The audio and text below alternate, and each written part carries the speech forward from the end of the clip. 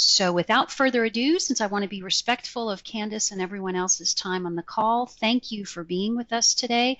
My name is Leslie Spencer with AARP. Thank you for joining Coffee, Caregivers, and Conversations. Our discussion today is being led by Candace McKibben. Many of you know her. If you don't, she is the Director of Faith Outreach at Big Bend Hospice, where she's been for 15 years. She pastors the Tallahassee Fellowship Church and writes a weekly column for the Tallahassee Democrat that appears in the Saturday Faith section. I am so thrilled to have Candace with us this morning. She is just such a kind soul and very giving, so I hope you will enjoy the presentation. So Candace, welcome, and I'm going to turn it over to you. Thank you, Leslie, and I appreciate this opportunity and the time you're spending together to talk about something that I think is a lovely concept and an important one, ethical wills. Conveying what matters most to us, to the people that matter most to us. What I hope we're able to do in our time together is to think deeply about what it is you value and the blessings that you want to confer upon those who matter most to you. We're going to be talking about some tools that are useful in trying to gather the data to create your ethical will, and some of the basic questions that need to be decided about the will itself. So I hope that you'll have enough tools at the end that you're able to work on this very important project. I think it's important to say what an ethical will is not. It's not a legal document. It's not the traditional will or last will and testament where you transfer your worldly possessions, and neither is it a living will or an advance directive that specifies your healthcare choices and who would speak for you and what you would want if you could not speak for yourself. An ethical will is a document, and it can be a poem, it can be a letter, it can be a song, it can be audio, it can be video that conveys values, lessons and blessings and personal wisdom and love to people who matter to you. So it's transferring not your valuables, but what it is that you value. It is an ancient concept, at least 3,000 years old. It's found in the Hebrew Bible, associated with Jacob conferring blessings upon his sons. It is also in the Christian Bible when Jesus gathers his disciples together and tells them where he's going and what is involved. But it's beyond any kind of religious tradition. It is certainly a human thing that we want to pass on to those who will come after us, a sense of our blessing and our wisdom. There's no particular format, like we've said, or audience. You can have different ethical wills for different people, the same ethical will for all people, and there's no particular time of sharing your ethical will. So there's a lot of creativity. You could do it before your death, after your death. You decide when the moment might be best. So I think one of the ways we learn what something is to hear an example of it. And I have an example of an ethical will from a mother to her adult children. Concise, and it shows us that it's not, you don't have to write a book to do an ethical will, and it is got a sense of humor in it. It also conveys who the mother is as well as what she wishes for her children. So listen to this ethical will from a mother to her adult children. Dear ones, I fully expect that I will live for a very long time to see you well into adulthood and to share your future with you. There's much to look forward to, and I'm planning on being a part of all the adventures and all the challenges and all the joys. But if for some reason I am not, the most important thing you need to know is how much my love for you created the person that you will remember as me. I made you, but you made me too. I'm so proud of you and so grateful to you.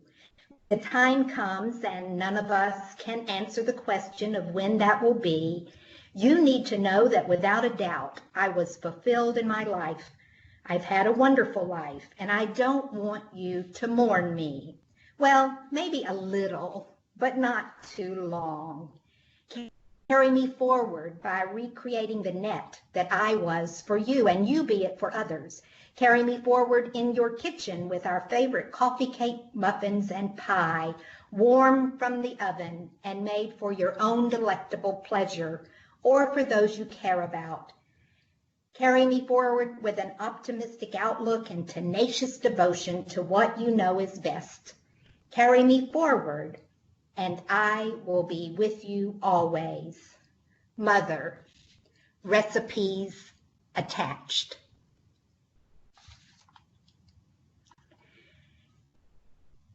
If you Google ethical wills, you're going to find a host of information about it. And one of the things that I found in researching this topic last year was a TED Talk by Scott Zucker, who is an attorney. It's excellent to listen to this 9-minute TED Talk. And he gives examples of ethical wills, some of them very creative, songs, poems, and also explains why it is so important for us to do this. There's an app for just about everything, and there's an app for ethical wills.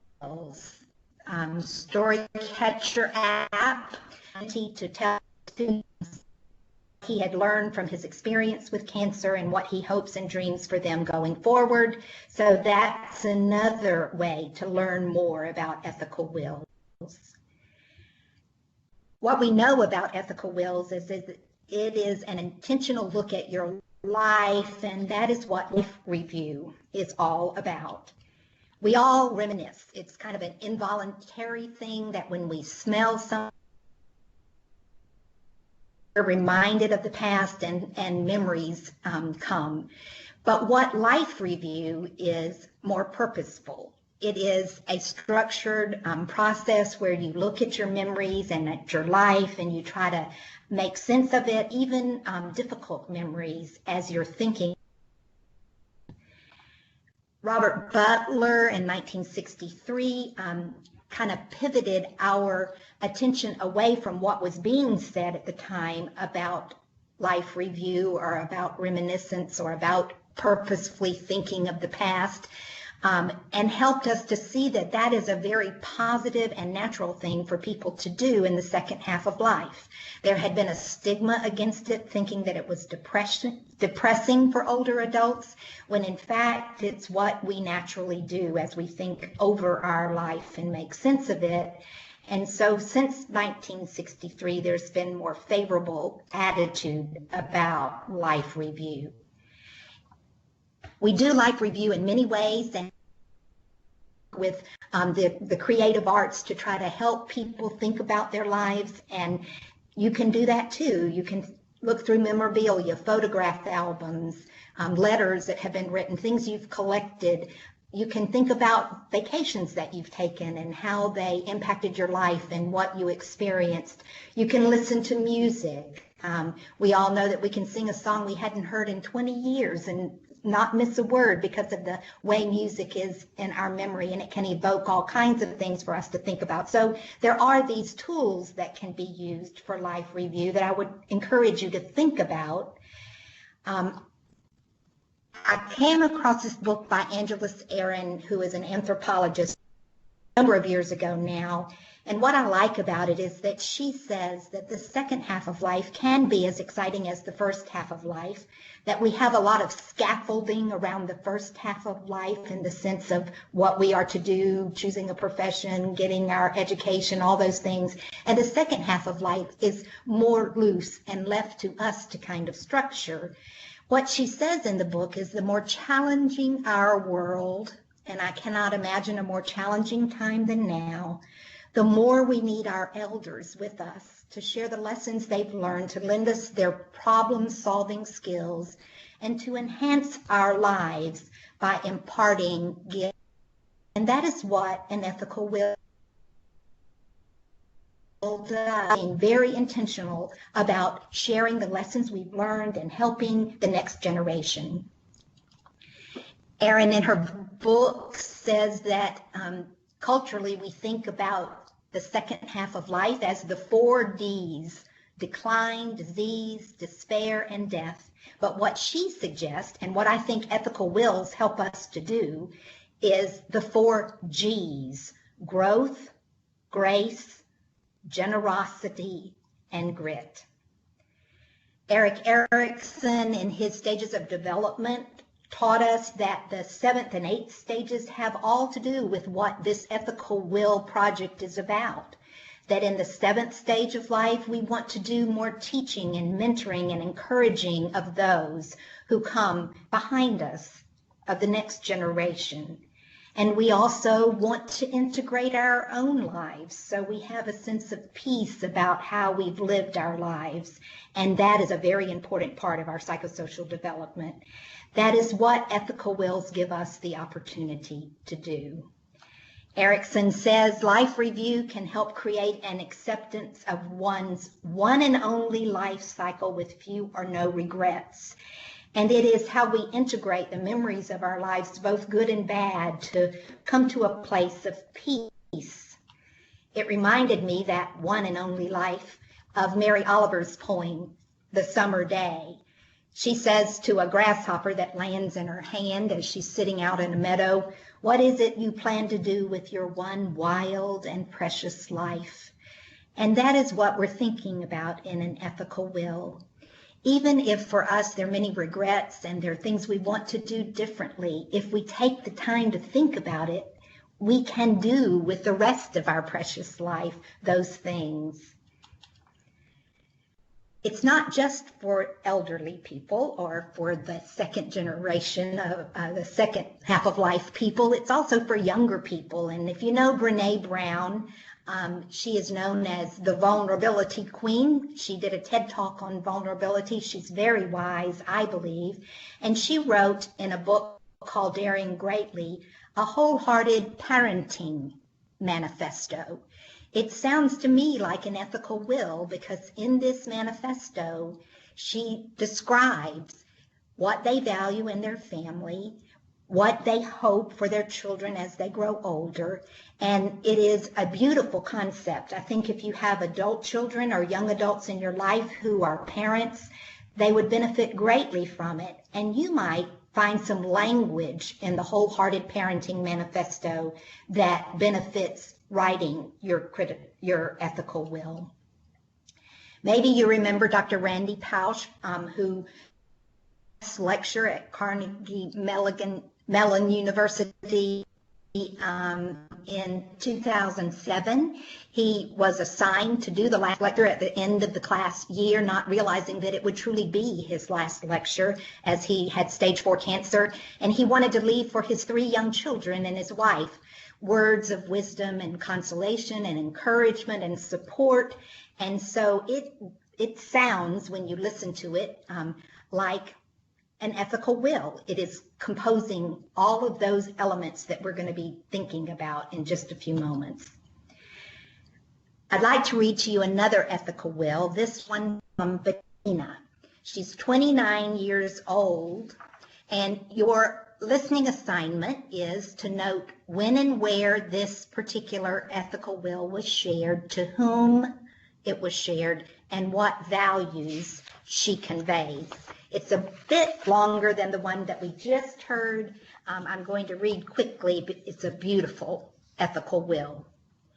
Dear friends and loved ones, as I contemplated this memorial service, I felt great gratitude in my heart. You would be here to say goodbye to me. Many of you have shared your warmth, kindness, and love with me during these last months. I want to say thank you and goodbye and share with you the lessons I've learned through my dying. I have profoundly experienced that love is all that matters. Like many people, I occasionally got caught in my pettiness and separation, thinking I knew the right answer. I judged others and I judged myself even more harshly. But I have learned that we carry within ourselves the abundant wisdom and love to heal our weary heart and judgmental mind. During the time of my illness, I have loved more deeply. My heart feels as if it has exploded. I do not carry anger. I feel we are all doing the best we can. Judging others closes the heart. And when one is dying, that is a waste of precious sharing. Life is how we stand in relationship to both ourselves and to others. Loving and helping each other are all that is important. We are in the fall season. I feel privileged to die as the leaves fall from the trees. There is a naturalness to the cycle of life and death, and for whatever reason, it is my time to die, even though I am young. It is okay. It is right and natural. Life is not about how long we live, but about how we live, and I've had a good life. I accept my dying as part of the wondrous process of life. My sadness is in leaving you. I'll miss the deep comfort and love of gently waking up in my husband Peter's arms, giving up our dreams of future years together. I'll miss the sunny days of fishing with my dad, of sharing with my mom her love of life. I'll miss giggling with my sister Maria over life's impasses. How appreciative I feel when I think of my brother Michael's faith and encouragement. As I lay dying, I think of all of you, each special in your own way, that I have loved and shared this life with. I reluctantly give up walking on this beautiful planet where every step is a prayer. The glistening sun on the trees, the sound of a brook as it makes its way down the mountain, the serenity and beauty of a gentle snowfall sitting at the rim of a Utah canyon and catching a glimpse of eternity. These are the things I have loved. Please do not think I've lost a battle with cancer, for I have won the challenge of life. I have shared unconditional love.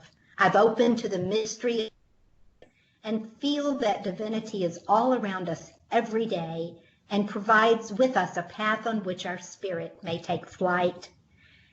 Chief Crazy Horse said upon his final battle, "It's a good day to die because all the things of my life are present." That is how I feel as I think of the abundance, adventure, opportunity, and love in my life. When you think of me, know that my spirit has taken flight and that I loved you. With my love, Bettina. I personally cannot imagine being at a funeral where that was open and read to friends. I hear in there all the values that mattered to her, wanted to confer. If you're interested in other examples of ethical wills, you can see the website here, and it'll also be on a resource sheet that Leslie will send to you. So now we're thinking about how do you do that? How do you write one of those kinds of wills? And there are many exercises for doing it. What I want you to know is there are only a few decisions to be made about your ethical will that kind of get you started. To whom do you want to communicate your values in an ethical will? So naming the people or the person. When would you like to share it? Does it feel more comfortable to you to do it ahead of time or after your death?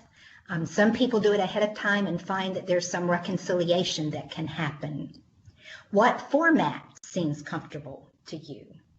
What is it that you wish to share about yourself, and what blessings do you want to convey upon those that you love? Once you have thought about those things, then you're gathering your data. And the way you come up with what it is you wish to write is by answering questions or thinking about your life in a specific methodical way. And here's some suggestions. Again, all of these resources are on that list. Legacy letter prompts. Maybe you want to take a day or a week to answer what are your values, what are your accomplishments, what are your questions about life. Or if that doesn't float your boat and you think about some other kinds of things you'd like to consider, there's an article called Life Review in Critical Care, and it lists a number of prompts like, tell me about a tranquil time or a chaotic time, or your fears or your joys. One of the things I think about either of these exercises, and any of them we speak about, is that we're trying to convey who we are and what we want for other people, and that sometimes that can be very painful because we've had troubled relationships, we've had difficulty in life, I think for all of us, I know certainly for me, and narrative identity, which Dan McAdams has spent 30 years researching, is a way we think about our life story and make edits that bring it in line with the truth. So if you have an estranged relationship with a child and they think of you in a way that you don't experience yourself, you don't have to buy in to your grown child's identity of you. You can think about your identity as you've developed it around other sources and do some editing. I think it's good to be kind to yourself and not to, overinflate yourself, but at the same time, not yourself to other people's impression of who you are if it's not true to who you are. So all of these resources you'll find on that resource list. Jewish Learning, My Jewish Learning, is a website that has lots of help. And in their approach, they say, think about courageous choices you've made in your life, priorities you've had in your life, creating memories, and telling stories. I'm showing you this book by Parker Palmer, On the Brink of Everything. It's not about ethical wills, but it reads like one. It is an excellent book, and that might give you some ideas about the things that you value. If you're the kind of person that likes everything in one place, the Write It Down journal then might be for you. When I'm Gone, it's available on Amazon, and it helps you to categorize by the seasons of your life what has happened as you write in this journal, and travels you've made, memories, accomplishments, regrets, influential people, those kinds of things that you can help to gather the data for your ethical will. AARP, that I honestly believe does such a fantastic job of giving us important information in concise ways, has offered 10 questions to ask yourself about creating your ethical will. Are there any values or beliefs that are important to you that you wish to share? Is there a spiritual component of your life that matters to you? These 5 and more are the questions from AARP that you can respond to. What I will say is if you answered all the questions we talked about, you would have too many answers to questions. So what you do is look for the one that sparks creativity in you, the one that seems to speak to your soul, and respond to that one. If there are only 5 out of these 10 questions that you like, or only 2 out of the 8 questions that somebody else presents, then answer those and let those be what guides you. Many of us know about 5 wishes. It's a wonderful document that is a legal document and a living will or advance directive. But I think wish 5 of those 5 wishes is an ethical will of sorts. It asks you how you'd like to be remembered, and it gives lovely language about forgiveness and love and blessing that you might want to use. One of the things we know about an ethical will is it is not a slap from the grave, an opportunity to say, I told you so. It is a blessing. It is a loving gesture.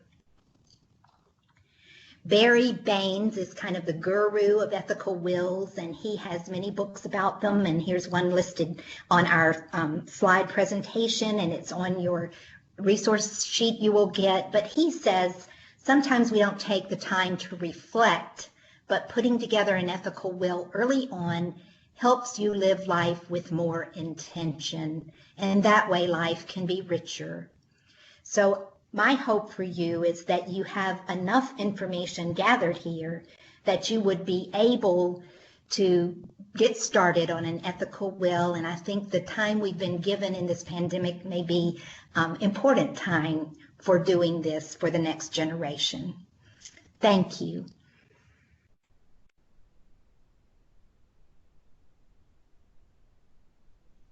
Oh, Candace, that was just beautiful, and what a beautiful legacy that we can leave to our loved ones and friends.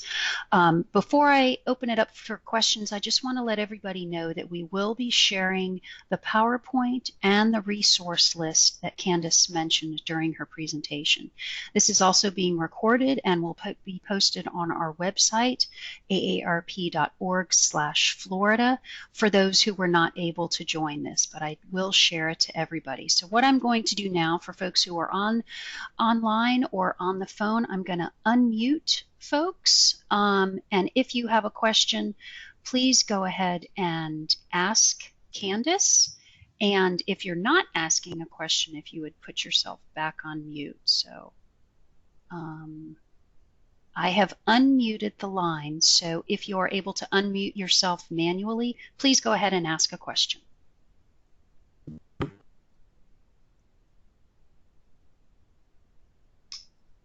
If you're having difficulties unmuting and would rather put a question in the chat box, that's fine too, if you're online.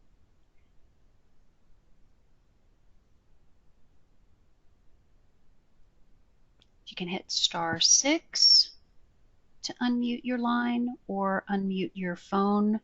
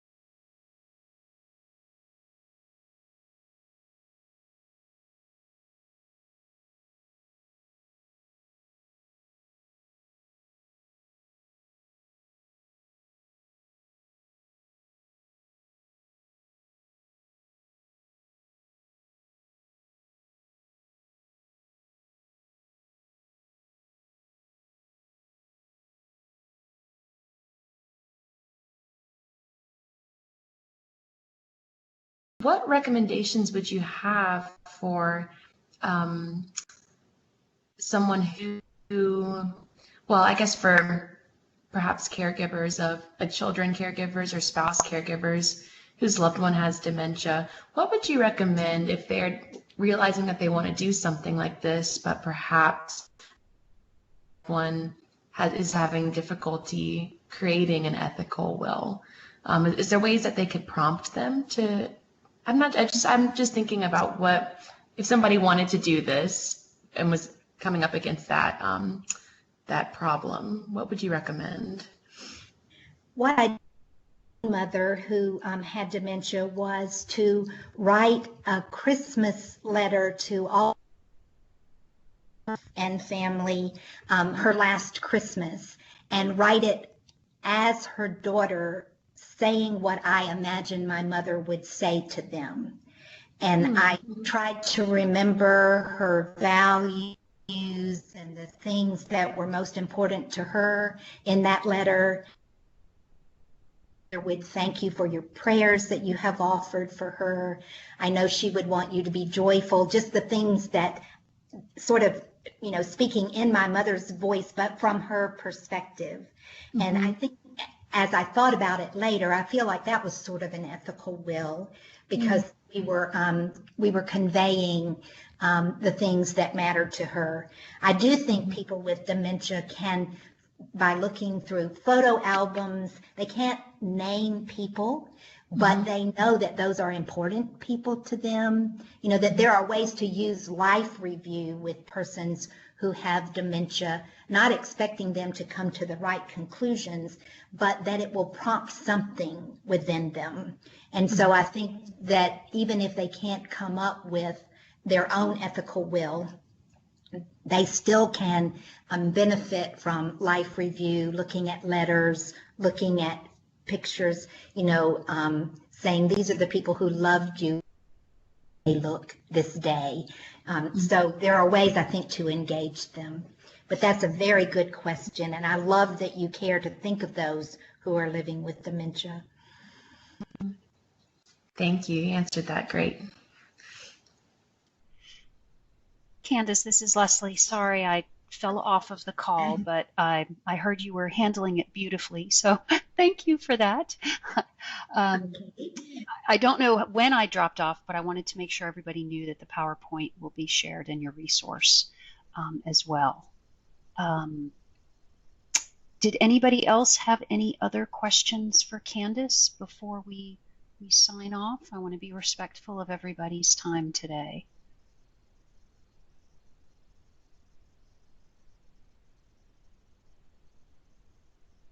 Well, thank you all so much for joining us for this webinar. I thank Candace from the bottom of my heart. This was such a lovely presentation. I think it gives us all food for thought as we think about the wishes that we would like to bestow to our loved ones. So thank you all for being with us today. I will be sending the PowerPoint, the resource list, information about upcoming webinars. Next week will be Advanced Directives with Amanda Singleton from Singleton Legal in Tampa, Florida. Thank you all for joining us. I will post the recording on our website as well, so thank you for being with us. Candace, did you have any last thoughts before we sign off today? I just thank all of you for your time, and do feel like in these days of uncertainty that thinking about what matters most to us, even if we never create an ethical will, though I hope you will, is a meaningful exercise. So my best to you, and thank you for this opportunity. Thank you. Everybody stay safe and stay healthy. We'll talk to you soon. Have a great day.